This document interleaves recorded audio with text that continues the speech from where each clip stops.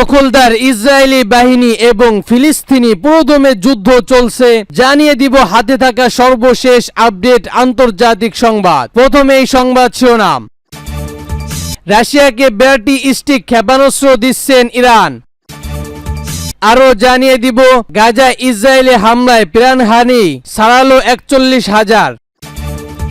আরো জানিয়ে দিব পুতিন তোমাকে দুপুরের খাবার হিসেবে খেয়ে ফেলবে, ট্রাম্পকে বললেন কমলা।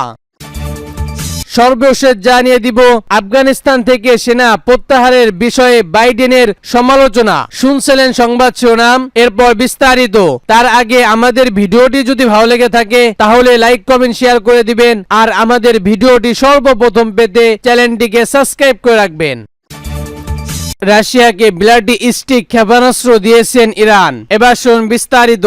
ইরান থেকে সম্পূর্ণ পাল্লায় ব্যালিস্টিক ক্ষেপণাস্ত্র পেয়েছে রাশিয়া এবং তা ইউক্রেনের যুদ্ধক্ষেত্রে কয়েক সপ্তাহের মধ্যে ব্যবহার করা হবে। মঙ্গলবার বিষয়টি নিশ্চিত করেছেন মার্কিন পররাষ্ট্রমন্ত্রী অ্যান্টনি ব্লিংকেন। খবর আল জাজিরা ও রাইটার্সের। লন্ডনে ব্রিটিশ পররাষ্ট্রমন্ত্রী ডেভিড লেমির সঙ্গে যৌথ সংবাদ সম্মেলনে ব্লিংকেন জানান, ইরানি ক্ষেপণাস্ত্র সরবরাহ রাশিয়াকে তাদের অস্ত্রশস্ত্র দিয়ে আরো গভীর দূরপল্লা লক্ষ্যবস্ত ব্যবহারের সুযোগ দেবে। ইরানি ক্ষেপণাস্ত্র দিয়ে তারা সম্পূর্ণ দুর্বল হামলা চালাবে। ইরান থেকে রাশিয়ায় ক্ষেপণাস্ত্র সরবরাহের ঘটনায় পশ্চিমা বিশ্ব উদ্বেগ বাড়ছে। গত মার্চে G7 নেতা ইরানি ক্ষেপণাস্ত্র সরবরাহের বিরুদ্ধে সম্মত নিষেধাজ্ঞার হুমকি দিয়েছেন। এই ক্ষেপণাস্ত্র সরবরাহের বিনিময়ে রাশিয়া ইরানের সঙ্গে প্রযুক্তি বিনিময় করছে, যার মধ্যে পারমাণবিক ইস্যু ও মহাকাশ প্রযুক্তি রয়েছে। যুক্তরাষ্ট্র মঙ্গলবার নতুন নিষেধাজ্ঞার ঘোষণা করবে,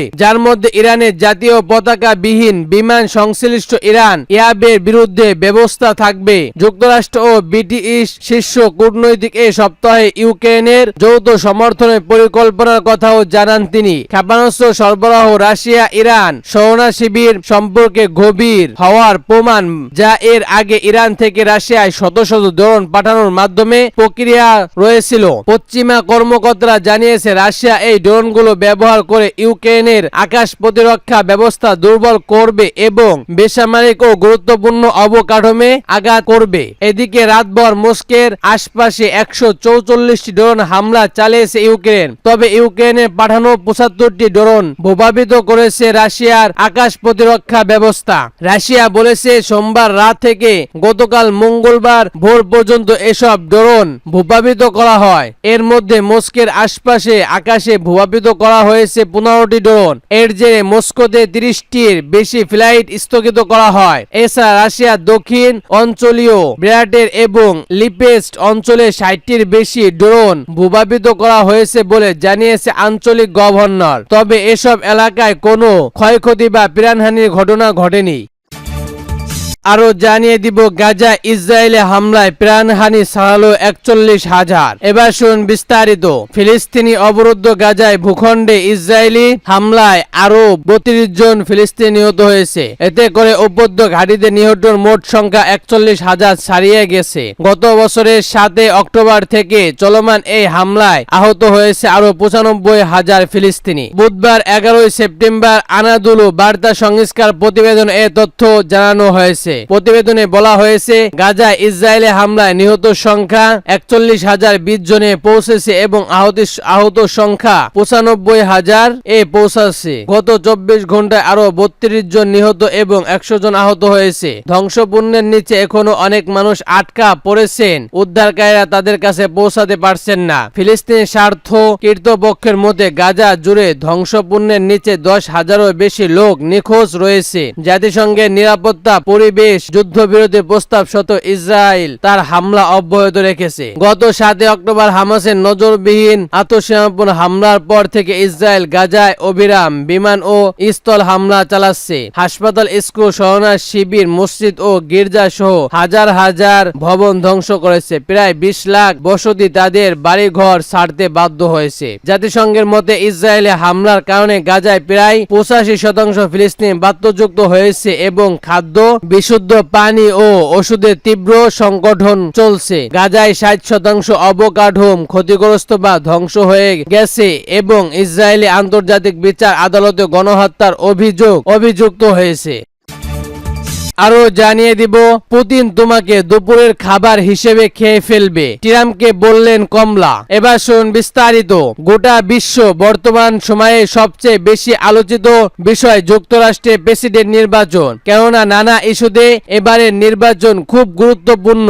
আগামী নভেম্বরে অনুষ্ঠিত হতে যাওয়া এই নির্বাচন মূল দুটি প্রার্থী কমলা হ্যারিস ও ডোনাল্ড ট্রাম্প। স্থানীয় সময় মঙ্গলবার রাত 9টায়, বাংলাদেশ সময় বুধবার সকাল 7টায় প্রথমবারের মতো গুরুত্বপূর্ণ টিভি বিতর্কিতর মুখোমুখি হয়েছে তারা। গণমাধ্যম এবিসি নিউজ আয়োজিত এই বিতর্কিত শুরু হয়। বিতর্কিতর মঞ্চে প্রবেশ করে ট্রাম্পের দিকে এগিয়ে গিয়ে হাত বাড়িয়ে দেন কমলা। দুইজনই করমর্দন করেন। এরপর কমলা বক্তব্য দিতে শুরু করেন বিতর্কিত। এবিসি নিউজ ছাড়া বিবিসি, সিএন চ্যালেঞ্জের রেফার সহ বিভিন্ন গণমাধ্যম বিতর্কিত সরাসরি প্রচার করেছে। আগামী নভেম্বর যুক্তরাষ্ট্রের প্রেসিডেন্ট নির্বাচনের আগে দুই প্রার্থী এই বিতর্কিত সবচেয়ে গুরুত্বপূর্ণ হিসেবে দেখা হচ্ছে। 1.5 ঘন্টা এই বিতর্কিত অন্যতম বিষয় হতে পারে অর্থনীতি, বিশেষ করে মূল ফিতি। বিতর্কিত শুরু হওয়ার আগে রিপাবলিকান প্রেসিডেন্ট প্রার্থী ডোনাল্ড ট্রাম্প প্রচার শিবির থেকে এমন ইঙ্গিত দেওয়া হয়েছে, দুই প্রেসিডেন্ট প্রার্থী বিতর্কিত আরেকটি গুরুত্বপূর্ণ বিষয় হতে পারে অভিবাসন। তবে বিতর্কের এক পর্যায়ে ইউক্রেন ইস্যু। ডোনাল্ড ট্রাম্প ও কমলা হ্যারিস একে অন্যকে ব্যক্তিগত জর্জরিত করেন। ইউক্রেনের নীতি নিয়ে ট্রাম্প বর্তমান প্রেসিডেন্ট জো বাইডেন করা সমালোচনা করলে পাল্টা আঘাত করেন কমলা। বলেন, পুতিন তোমাকে দুপুরের খাবার হিসেবে খেয়ে ফেলবে। ইউক্রেন ইস্যু নিয়ে ট্রাম্প বাইডেনের সমালোচনা করলে কমলা বলেন, তুমি বাইডেনের বিরুদ্ধে লড়াই করছো না, তুমি আমার বিরুদ্ধে লড়াই করছো। ইউক্রেন প্রশ্নে তিনি বলেন, ইউক্রেনের প্রেসিডেন্টের সঙ্গে তার দৃষ্টি সম্পর্ক রয়েছে। ট্রাম্পকে উদ্দেশ্য করে কমলা বলেন, তিনি প্রেসিডেন্ট না হওয়া নাটো মিত্ররা কৃতজ্ঞ, অন্যথায় পুতিন কিয়েভে বসে ইউরোপের বাকি অংশের দিকে চোখ দিবেন। পুতিন একজন শৈশবকাল যিনি তোমাকে দুপুরের খাবার হিসেবে খেয়ে ফেলবে। এসব জবাবে কমলার ইতিহাসে সবচেয়ে বাজে ভাইস প্রেসিডেন্ট হিসেবে অভিহিত করেন ট্রাম্প। তার দাবি, রুশ আক্রমণের আগে ইউক্রেন ও রাশিয়ার মধ্যে আলোচনা করে যুদ্ধর বৈঠকে তিনি ব্যর্থ হয়েছেন। আরো জানিয়ে দিব, আফগানিস্তান থেকে সেনা প্রত্যাহারের বিষয়ে বাইডেনের সমালোচনা। এবার শুন বিস্তারিত।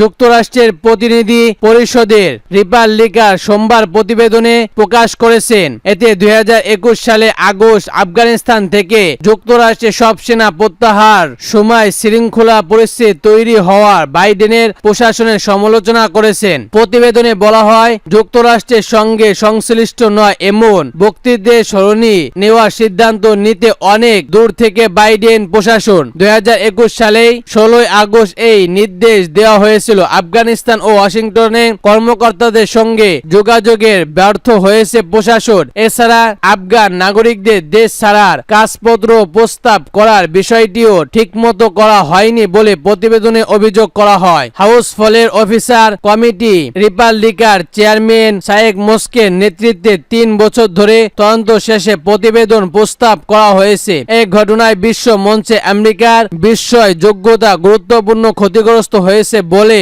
রিপোর্ট করা হয়েছে। যুক্তরাষ্ট্র 5 নভেম্বর প্রেসিডেন্ট নির্বাচনের আগে আফগানিস্তান থেকে সেনা প্রত্যাহারের বিষয়টি রাজনৈতিক ইস্যু হয়ে উঠছে। রিপাবলিকান প্রার্থী ডোনাল্ড ট্রাম্প গত মাসে একটি প্রচার ভিডিও তৈরি করেন। এতে দেখা যায় তিনি ওয়াশিংটন ন্যাশনাল সেমিটির ভিত্তি ধারণা করেছেন, সেখানে সেনা প্রত্যাহারের ঘটনার সময় নিহত সেনাদের স্মরণিত করা হয়েছে। 2021 সালে 26 আগস্ট মার্কিন ও আফগান নাগরিকদের কাবুল থেকে সরিয়ে নেওয়ার সময় কাবুল বিমানবন্দরের একটি সেট এলাকায় আঘাতহীন হামলা হলে 13 জন মার্কিন নাগরিক মারা যান। এই ঘটনার জন্য ট্রাম্প বাইডেন ও কমলা হ্যারিসকে দায়ী করে বক্তব্য দিয়েছেন। নভেম্বরে প্রেসিডেন্ট নির্বাচনে ট্রাম্পের প্রতিপক্ষ কমলা হ্যারিস জো বাইডেন প্রেসিডেন্ট হওয়ার 7 বছরের মধ্যে আফগানিস্তান থেকে সব মার্কিন সেনা সরিয়ে নেওয়ার এই ঘটনা ঘটেছে। 2021 সালে 11 সেপ্টেম্বর কমলার পর মার্কিন নেতৃত্বাধীন জো